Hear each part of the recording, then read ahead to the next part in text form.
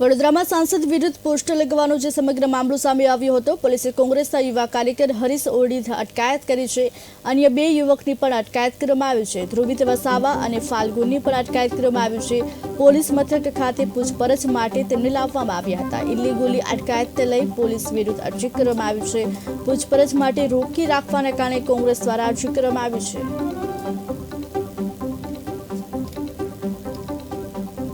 જોકે અટકાયતને લઈને હાલ પોલીસ વિરુદ્ધ પણ અરજી કરવામાં આવી છે। વડોદરામાં સાંસદ વિરુદ્ધ પોસ્ટર લગાવવાનો જે સમગ્ર મામલો સામે આવ્યો હતો, એક વ્યક્તિની અટકાયત કરવામાં આવી હતી। જોકે અન્ય બે યુવકની પણ અટકાયત કરવામાં આવી છે। તેઓની પૂછપરછ માટે લઈ જવાતા હવે પોલીસ વિરુદ્ધ પણ જોકે અરજી કરવામાં આવી છે। ધ્રુવિત વસાવા નામના વ્યક્તિની પણ અટકાયત કરવામાં આવી છે। જોકે પોલીસ મથક ખાતે પૂછપરછ માટે તેઓને લાવવામાં આવ્યા હતા, ત્યારે હવે ઇલીગલી અટકાયતને લઈને પોલીસ વિરુદ્ધ પણ અરજી કરવામાં આવી છે। વડોદરામાં સાંસદ વિરુદ્ધ પોસ્ટર લગાવવાનો જે સમગ્ર મામલો સામે આવ્યો હતો, ત્યારે આ સમગ્ર મામલામાં કોંગ્રેસના યુથ કાર્યકરની અટકાયત કરવામાં આવી હતી।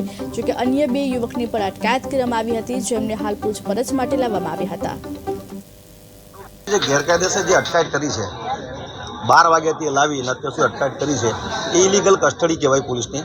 એ ગેરકાયદેસર કસ્ટડી માટે અમે અરજી આપી છે। એ અંગે માનવ અધિકાર પંદર પણ અત્યારે ફરિયાદીના જે આરોપી જે છે હેરીવોડ, એના સગા સંબંધી દ્વારા અમે મેલ કર્યો છે તો કોઈપણ વ્યક્તિને આવી રીતે ઇલીગલ કસ્ટડીમાં રાખી શકાય નહીં। બીજું કંઈક એનસી ફરતી અરજી કહેવાય, જેવી રીતે આપણે 151 કે જે પ્રમાણે કહેવાય, ત્યારે આરોપીને છોડી દેવો પડે, સ્ટેટમેન્ટ લઈને છોડી દેવો પડે।